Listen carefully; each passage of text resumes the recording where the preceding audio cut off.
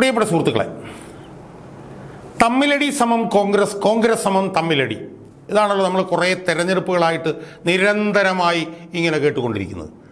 കോൺഗ്രസിനെ കുറിച്ച് പറഞ്ഞാലോ തമ്മിലടിക്കുന്ന പാർട്ടി. ആ പാർട്ടിക്ക് വേറെ എന്തിനാണ് താല്പര്യം?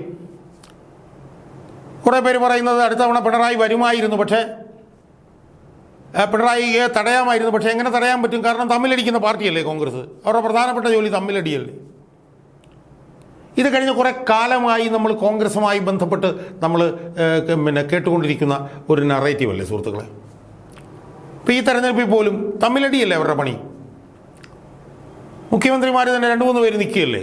അപ്പോൾ ഇവർക്കിടെ കയ്യിൽ ഭരണം കൊടുത്തിട്ട് എന്താ കാര്യം? ഇപ്പുറത്ത് 2-3 പേര് തമ്മിലടിച്ച് നിൽക്കുമ്പോൾ അപ്പുറത്ത് ഒരു തലപ്പൊക്കമുള്ള നേതാവായി പിണറായി വിജയൻ നിൽക്കുകയല്ലേ.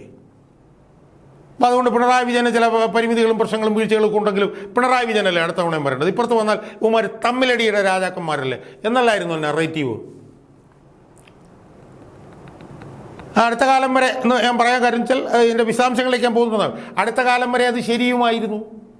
തമ്മിലടി ഇവന്മാരുടെ പ്രധാനപ്പെട്ട ഒരു പണിയായിരുന്നു. തമ്മിലടിച്ചതിൻ്റെ ഒരുപാട് ഉദാഹരണങ്ങൾ നമുക്ക് ഓരോ തെരഞ്ഞെടുപ്പിലും നമുക്ക് കാണിക്കാൻ പറ്റുമായിരുന്നു.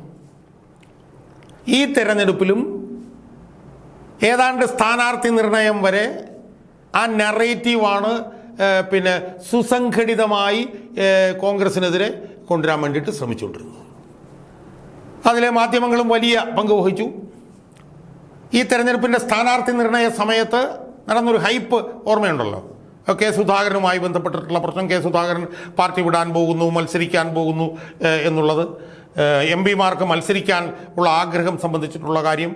അടൂർ പ്രകാശിന് മത്സരിക്കാൻ ആഗ്രഹമുണ്ട്. 9 എം പിമാർ മത്സരിക്കണം എന്ന ആഗ്രഹം പ്രകടിപ്പിക്കുന്നു. അതുപോലെ തന്നെ വിമത ശല്യം. എത്ര വിമതന്മാരെ കുറിച്ചിട്ടാണ് പറഞ്ഞുകൊണ്ടിരുന്നത്. എൽദോസ് കുന്നപ്പള്ളി, ജോസഫ് വാഴക്കൻ, അജയ് തറയിൽ, ദീപ്തി മേരി വർഗീസ്, അങ്ങനെ മുൻനിര നേതാക്കന്മാർ ഒരുപാട് പേര്, പിന്നെ ഇടനില നേതാക്കന്മാർ വേറെ. അപ്പം അങ്ങനെ ഈ തിരഞ്ഞെടുപ്പിൻ്റെ സ്ഥാനാർത്ഥി നിർണയ ചർച്ചയുടെ സമയത്തുമൊക്കെ തന്നെ തമ്മിലടിക്കുന്ന പാർട്ടി കോൺഗ്രസ് എന്നുള്ള ഒരു ചിത്രം സുസംഘടിതമായി ജനമനസ്സിലേക്ക് എത്തിക്കാൻ വേണ്ടിയിട്ട് CPM-ലെ ബുദ്ധിജീവികളായിട്ടുള്ള കുറച്ച് ആളുകളും മാധ്യമപ്രവർത്തകരുടെ ഒരു വിഭാഗം കൂടി സുസംഘടിതമായിട്ട് വലിയ ശ്രമം നടത്തിക്കൊണ്ടിരിക്കുകയല്ലായിരുന്നു സുഹൃത്തുക്കളെ. എന്നാൽ ഇപ്പോൾ ഈ തെരഞ്ഞെടുപ്പിന് ഒരു 8-10 ദിവസം മുമ്പ് ജനങ്ങളുടെ മുമ്പിലുള്ള ചിത്രം എന്താ? നമ്മൾ നിഷ്പക്ഷമായിട്ടൊന്ന് ചിന്തിച്ചു നോക്കിയേ. ഏതാണ് തമ്മിലടിക്കുന്ന പാർട്ടി? കോൺഗ്രസ് ആണോ തമ്മിലടിക്കുന്ന പാർട്ടി, അതോ CPM ആണോ തമ്മിലടിക്കുന്ന പാർട്ടി? നമ്മളിപ്പം ഈ ഘട്ടത്തിൽ നമ്മളൊന്ന് താരതമ്യം ചെയ്ത് നോക്കിയേ. നമുക്ക് ആദ്യം കോൺഗ്രസിൻ്റെ കാര്യം എടുക്കാം. കോൺഗ്രസിനകത്ത് എന്തൊക്കെയാണ് പറഞ്ഞുകൊണ്ടിരുന്നത്? K Muraleedharan K Sudhakaran, Adoor Prakash, Joseph Vazhakkan, Eldhose Kunnappally, Eldhose Kunnappally, N Subramanian, Babu Prasad, അങ്ങനെ എത്രയെത്ര മുൻനിര, അജയ് തറയിൽ, അങ്ങനെ എത്രയെത്ര മുൻനിര, അനിൽ ബോസ്, അങ്ങനെ ഒരു ഡസനോളം മുൻനിര കോൺഗ്രസ് നേതാക്കന്മാരെ ഉയർത്തി കാണിച്ചുകൊണ്ടുള്ള ചർച്ചകളായിരുന്നില്ലേ ഈ മാധ്യമങ്ങളിൽ മുഴുവൻ നടന്നുകൊണ്ടിരുന്നത്?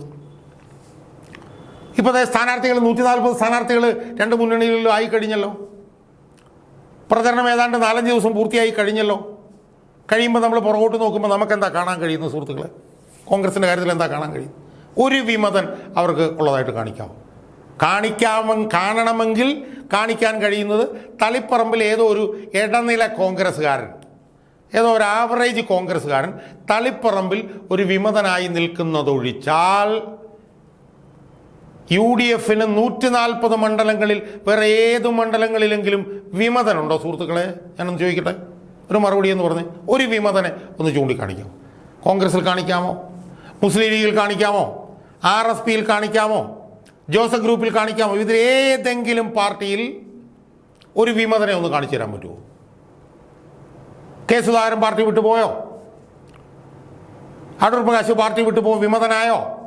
Joseph Vazhakkan, N Subramanian, Babu Prasad, Eldhose Kunnappilly, Ajay Tharayil, Deepthi Mary Varghese, അങ്ങനെ എത്രയെത്ര ഷുക്കൂർ, എത്രയെത്ര പേർക്ക് സീറ്റ് കിട്ടാതെ പോയി? അവരാരെങ്കിലും ഇന്ന് വിമതന്മാരാണോ? അവരെല്ലാവരും കോൺഗ്രസിൻ്റെ സ്ഥാനാർത്ഥികളെ ജയിപ്പിക്കാൻ വേണ്ടി പോർമുഖത്ത് ഇറങ്ങി നിൽക്കുകയല്ലേ? തളിപ്പറമ്പിൽ ഏതോ ഒരു കൊയ്യൻ എന്തോ ജനാർദ്ദൻ എന്നും കൊണ്ട് പറഞ്ഞിട്ടുള്ള ഏതോ ഒരു സബ്സ്റ്റാൻഡേർഡ് ഒരു ആവറേജ് നേതാവ് മത്സരിക്കുന്നതല്ലാതെ കോൺഗ്രസിൽ എവിടെ വിമതന്മാരുള്ള സുഹൃത്തുക്കൾ? കോൺഗ്രസ് യഥാർത്ഥത്തിൽ തമ്മിത്തല്ലെന്ന പാർട്ടി എന്നുള്ള ആ ചീത്തപ്പേര് അവർ തേച്ചു മാച്ച് കളഞ്ഞിരിക്കുകയല്ലേ യഥാർത്ഥത്തിൽ? തമ്മിത്തല്ലെന്ന പാർട്ടിയാണ് കോൺഗ്രസ് എന്ന് ഇന്ന് ആർക്കെങ്കിലും പറയാൻ പറ്റുമോ സുഹൃത്തുക്കളെ?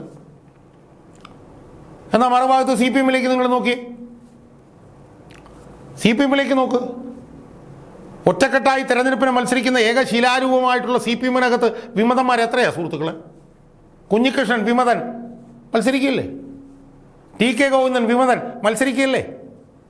PK ശശി വിമതൻ മത്സരിക്കുകയല്ലേ? G സുധാകരൻ വിമതൻ മത്സരിക്കുകയല്ലേ? ഇത്ര വിമതന്മാർ. ഇതിൽ കൂടുതൽ CPM എവിടെയാണ് പൊട്ടിത്തെറി ഉണ്ടാവാനുള്ളത്? ഇത്ര പൊട്ടിത്തെറി ഉണ്ടാവാൻ അതുപോലെ തന്നെ CPM നിന്ന് വേറെ പോയവർ S രാജേന്ദ്രൻ പോയില്ലേ?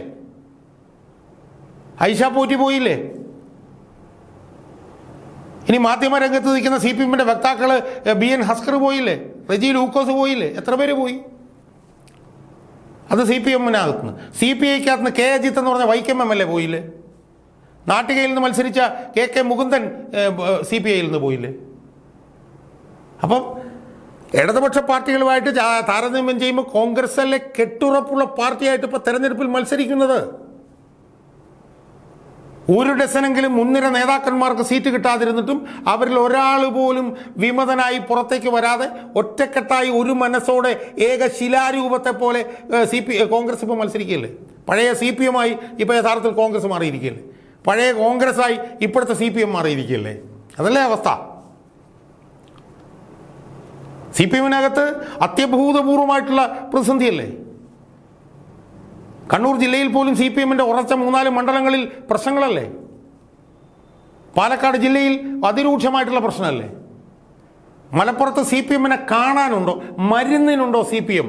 മരുന്നിന് മലപ്പുറത്ത് CPM ഉണ്ടോ? ഒരു മന്ത്രിയും 2-3 MLA-മാരുണ്ടായിരുന്ന ജില്ല അവിടെ ഉണ്ടോ? ആലപ്പുഴ ജില്ലയിൽ സുധാകരൻ വന്നതിനെ തുടർന്ന് ഉണ്ടായിട്ടുള്ള ചലനം ചെറുതാണോ സുഹൃത്തുക്കളെ? ഈ CPM മത്സരിക്കുന്ന സ്ഥാനാർത്ഥികൾ എന്ന് പറഞ്ഞാൽ രോഗബാധിതർ, പെണ്ണുകേസിലെ പ്രതികൾ, 5000 സ്ത്രീകളുമായി ബന്ധമുണ്ട് എന്ന് പറയുന്ന മന്ത്രി, ശബരിമല കൊള്ളക്കേസിൽ ചോദ്യം ചെയ്യലിന് വിധേയനായിട്ടുള്ള നേതാവ്, ഇവരൊക്കെയല്ലേ CPM-നകത്തുള്ളത്. അപ്പോൾ നമ്മൾ പൊതുവിൽ നോക്കിയാൽ നമുക്ക് എന്താ കാണാൻ കഴിയുന്നു? നമുക്ക് കാണാൻ കഴിയുന്നത് കോൺഗ്രസ് എന്ന് പറഞ്ഞ പാർട്ടി പതിറ്റാണ്ടുകളെ അവരുടെ മേലുണ്ടായിരുന്ന ഒരു ചീത്തപ്പേര്, തമ്മിലടിക്കുന്നവർ എന്നുള്ള ഒരു ചീത്തപ്പേര് അവർ തേച്ചുമാച്ച് കളഞ്ഞിരിക്കുകയല്ലേ? അവരൊറ്റക്കെട്ടായി ഒരു മനസ്സോടുകൂടി അവർ പ്രവർത്തിക്കുകയല്ലേ? എല്ലാം കഴിഞ്ഞപ്പോൾ മുഖ്യമന്ത്രി സ്ഥാനത്തേക്ക് തർക്കം എന്നൊക്കെ പറഞ്ഞ് കൊണ്ടുവരാൻ വേണ്ടിയിട്ട് ശ്രമിച്ചു. അതിനൊക്കെ എത്ര മനോഹരമായിട്ടാണ് സീനിയറായിട്ടുള്ള നേതാക്കന്മാർ തള്ളിക്കളഞ്ഞത്. സതീശൻ, അത് രമേശ് ചെന്നിത്തല ആയിക്കോട്ടെ, സതീശനായിക്കോട്ടെ, അവരെല്ലാവരും അതിനെ തള്ളിക്കളഞ്ഞില്ലേ? അവർ പറഞ്ഞില്ല ഞങ്ങൾക്കതല്ല പ്രശ്നം, ഞങ്ങൾക്കിപ്പോൾ 100 സീറ്റിൽ UDF-നെ ജയിപ്പിക്കലാണ് ഞങ്ങളുടെ വിഷയം. അത് ജയിച്ചു കഴിയുമ്പോൾ മുഖ്യമന്ത്രി ആരാണെന്നുള്ളത് പിന്നീട് ഹൈക്കമാൻഡ് തീരുമാനിച്ചോളൂ എന്ന് പറഞ്ഞ് അവർ പരിശുദ്ധമായിട്ടുള്ള തമ്മിലടിയില്ലാത്തൊരു പാർട്ടിയായി ഒറ്റക്കെട്ടായി ഒരു തെരഞ്ഞെടുപ്പിൽ മത്സരിക്കില്ലേ? മത്സരിക്കുമ്പോൾ CPM എന്ന് പറഞ്ഞ പാർട്ടി ചരിത്രത്തിൽ ആദ്യമായി എന്ന് പറയാം അത്യഭൂതപൂർവമായിട്ടുള്ള വിമത ശല്യത്തെ നേരിടുകയല്ലേ? അവരുടെ ചുവപ്പ് കോട്ടയിൽ പോലും അവരുടെ നിലനിൽപ്പ് അപകടത്തിലായിരിക്കുകയല്ലേ? അവർ തിരുവിതാംകൂറിൽ വലിയ ഭീഷണി അവർ നേരിടുകയല്ലേ സുഹൃത്തുക്കളെ? എന്ന് മാത്രമല്ല UDF-ന്റെ അണികൾ ഒറ്റക്കെട്ടായി UDF-നെ ജയിപ്പിക്കാൻ വേണ്ടിയിട്ട് ശ്രമിക്കുമ്പോൾ LDF-ന്റെ അണികൾ LDF-നെ അല്ല അവരും UDF-നെ ജയിപ്പിക്കാൻ ശ്രമിക്കുന്നു എന്നൊരു നിലയിലേക്ക് കാര്യങ്ങൾ നീങ്ങിയിരിക്കില്ലേ? അത്രയേറെ അസംതൃപ്തരും അതൃപ്തരുമല്ലേ CPM-ലെ അണികൾ?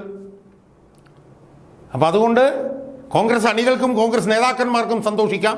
അവരുടെ മേൽ പതിറ്റാണ്ടുകളായി ഉണ്ടായിരുന്ന തമ്മിലടിച്ച് തലകീറുന്ന ഒരു പാർട്ടി എന്നുള്ളൊരു ചീത്തപ്പേരിൽ നിന്ന് അവർ വിമുക്തരായിരിക്കുന്നു. അവരിൽ ഉണ്ടായിരുന്ന തമ്മിലടിയും തമ്മിത്തല്ലും CPM എന്ന് പറഞ്ഞ പാർട്ടിയിലേക്ക് എത്തിച്ചേർന്നിരിക്കുന്നു എന്നുള്ളതാണ് ഇന്ന് നമ്മൾ ഈ തെരഞ്ഞെടുപ്പിൻ്റെ ഈ ഘട്ടത്തെ നമ്മൾ വിലയിരുത്തുമ്പോൾ നമുക്ക് കാണാൻ കഴിയുന്ന ഒരു ഈ പറഞ്ഞ പോലെ വ്യത്യസ്തമായിട്ടുള്ള ഒരു രാഷ്ട്രീയ കാഴ്ച.